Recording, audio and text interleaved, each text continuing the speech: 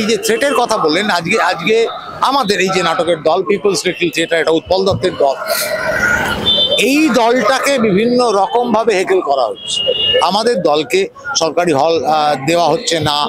এবছর সুভাষ সেনের জন্মশতবর্ষ, আমাদের একটা উৎসব করার কথা ছিল, যদিও এটা তিলোত্তমা ঘটনার জন্য আমরা উৎসবটাকে পোস্টপন করেছি জানুয়ারিতে। আমরা রবীন্দ্র সদন চেয়েছিলাম, আমাদের দেওয়া হয়নি তখন। জানি না এই জানুয়ারিতে আবার পাবো কিনা, আবার নতুন করে আমরা অ্যাপ্লাই করেছি। দেওয়া হচ্ছে না, সরকারি হল আমাদের ঠিকভাবে দেওয়া হচ্ছে না। শাসকের যে হুঙ্কার সেটা বেড়েই চলেছে, কেস দেওয়া হচ্ছে দিনের পর দিন, মিথ্যা মামলা, এবং বলা হচ্ছে বামপন্থীদের একটা অর্গানাইজ করা এই আন্দোলন, তাই তিলোত্তমা আন্দোলন বামপন্থীরা ক্যাপচার করেছে। এটা যখন শাসকের মুখে শোনেন কেমন লাগে? বিরক্ত লাগে, বিরক্ত লাগে। তার কারণ এই দাবিটা হওয়া উচিত ছিল মুখ্যমন্ত্রীর উচিত ছিল। যারা এই অপরাধটা করেছে, একজন তো করেনি, এটা সব মানুষ বোঝে যে এই অপরাধটা শুধু ওই সঞ্জয় করেনি, বহু মানুষের পেছনে আছে। মুখ্যমন্ত্রী যদি সঠিকভাবে রাজধর্ম পালন করতেন, তাহলে প্রথম দিনই ওনার পুলিশ ডিপার্টমেন্টকে দিয়ে ওনার উচিত ছিল যারা যারা এই অপরাধটার সঙ্গে যুক্ত তাদের প্রত্যেকের কঠোর শাস্তির ব্যবস্থা করা। সেটা না করে উনি ওনার দলবল এবং ওনার সাঙ্গপাঙ্গরা প্রত্যেকটা প্রমাণ বিভিন্ন রকমভাবে লোপাট করার চেষ্টা করেছে। আদালতে, মামলায় দিনের পর দিন সরকারি আমাদের ট্যাক্সের টাকা খরচ করে সেখানে মামলা লড়েছে, এবং এই বিচার প্রক্রিয়াটা যাতে শ্লথ হয়ে যায়, যাতে সঠিক বিচার না পায়, তার চেষ্টা করে যাচ্ছে এখনো পর্যন্ত।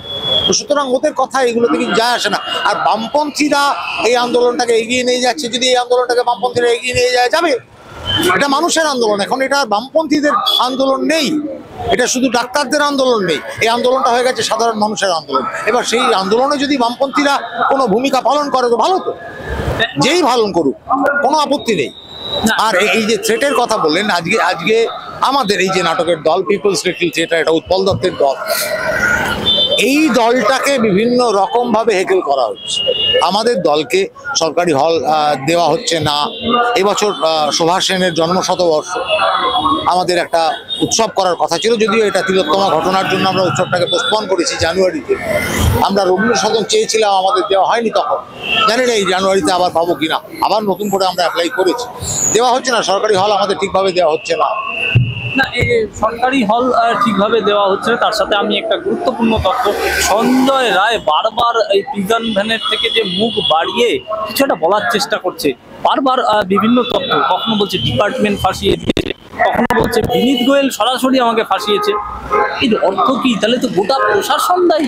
অবশ্যই এ তো প্রশাসন যে এটার মধ্যে যুক্ত, যেভাবে আর্জি করে ভেঙে চুরে বিভিন্ন রকম ভাবে তথ্যটাকে যতটা প্রমাণ লোপাট করা যায় চেষ্টা করেছে, সেটা দিয়েই পরিষ্কার যুক্ত, মানে পরিষ্কার হয়ে গেছে আমাদের সবার কাছে।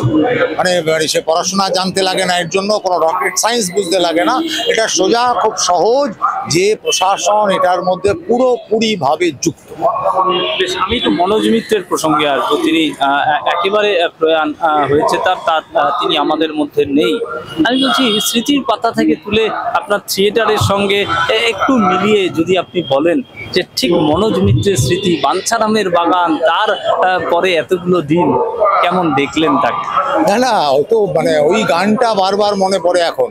কথা বলো না, কেউ শব্দ করো না, ভগবান নিদ্রা গিয়েছেন, কোলযোগ সইতে পারেন না। ওই ঘটনা চলছে এখনো সেই জিনিসই চলছে। পশ্চিমবাংলাকে শেষ করে দিই, পশ্চিমবাংলা শেষ।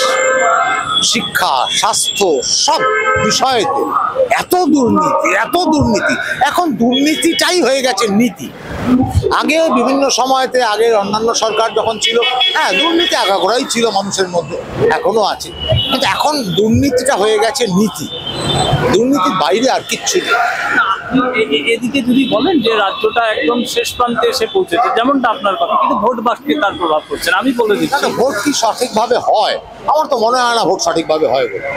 কারণ আমি বলতে পারি, আমি যে বুথে ভোটার, সেই বুথে গত নির্বাচনে আমি বুথের বাইরে প্রায় সারাটা দিন নিজে থেকে দাঁড়িয়েছিলাম, এবং আমার বুথে বোধহয় 800-900 কতজন ভোটার, 900 কতজন ভোটার, তো আমি দেখেছিলাম 700 কতজন মতো ভোট দিতে গিয়েছিলেন, আমি গুনেছিলাম। এবং আমাদের বুথের ভোটার মানে সেই পাড়ার লোক, তাদের সবার সঙ্গে মোটামুটি আমার পাড়ায় সবার সঙ্গেই আলাপ পরিচয় আছে। ফলে তাদের সঙ্গে ভোটের আগে আগে যখন কথা হয়েছে, সেই কথা দিয়ে তো বুঝেছি যে কে কী রকম মনোভাব পোষণ করছেন। যখন রেজাল্ট বেরোলো, বুথভিত্তিক রেজাল্ট, আমি আমাদের অঞ্চলে যারা পার্টি করে তাদের কাছ থেকে আমি বুথভিত্তিক রেজাল্ট জোগাড় করেছিলাম, মূলত আমার মনে হলো না যে ভোটটা ঠিকভাবে হয় বলে। কিন্তু এটাও ঠিক, আমাদের ওই বুথে কিন্তু কোনো র্যাগিং বা ওই জাতীয় কিছু হয়নি। জানি না এটা খেলাটা কোথায়, অনেক গভীর খেলা হয়তো হচ্ছে। শেষ প্রশ্ন করবো, লক্ষ্মীর ভান্ডার এবং কন্যাশ্রী এ রাজ্যে ব্যাপক প্রচলিত। এই লক্ষ্মীর ভান্ডার কন্যাশ্রীর উপরে ভর করেই ছটা নির্বাচন চলে গেল, উপনির্বাচন, এবং প্রত্যেকটা বাংলার গ্রামাঞ্চলে এর প্রভাব ব্যাপক। আমরা নিজেরা খোঁজ নিয়েছি। ঠিক এই কারণে আমি আরো একটা পাল্টা যদি প্রশ্ন করি, মহিলাদের জন্য যে সুরক্ষা প্রকল্প বা সামাজিক প্রকল্প, সেই মহিলারাই তো আজকে প্রশ্নের মুখে তাদের সুরক্ষা। না, লক্ষ্মীর ভান্ডার দিয়ে বা এর ভান্ডার ওর ভান্ডার এইভাবে ভাতা দিয়ে কোনো সমাজের উন্নতি সম্ভব বলে আমার মনে হয় না। আমি বিশ্বাস করি না ভাতা দিয়ে, ভিক্ষা দিয়ে কোনো সমাজকে দাঁড় করিয়ে রাখা যায়।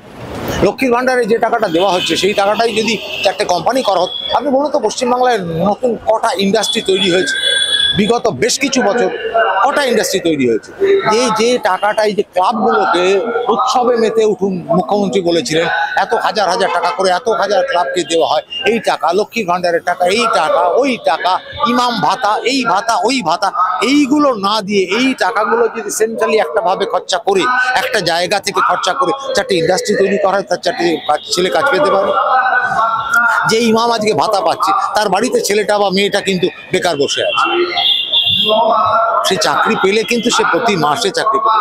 এখন পশ্চিমবাংলায় আমি যেটা দেখছি, আমি একটা স্কুলে শিক্ষকতা করি, আমি যেটা দেখছি আজকে পশ্চিমবাংলায় যারা সত্যিকারই লিটারালি অশিক্ষিত তাদের চাকরি আছে, আর যারা শিক্ষিত ছেলে মেয়ে, আমাদের স্কুলের প্রাক্তনী ছেলে মেয়েদের কাউকে আমি আর খোঁজ খবর করে কলকাতায় পাই না, পশ্চিমবঙ্গে পাই না, হয় বিদেশে, না হলে ভারতবর্ষেরই অন্য কোনো জেলায় নেই। আপনি খেয়াল করলে দেখবেন চারিদিকে আপনার পাড়া আমার পাড়া সব জায়গা আস্তে আস্তে বৃদ্ধাশ্রম হয়ে যাচ্ছে কলকাতা, পশ্চিমবঙ্গ। ইয়াং ছেলেমেয়েরা বাইরে, চাকরির কোনো স্কোপ কোথাও আর নেই।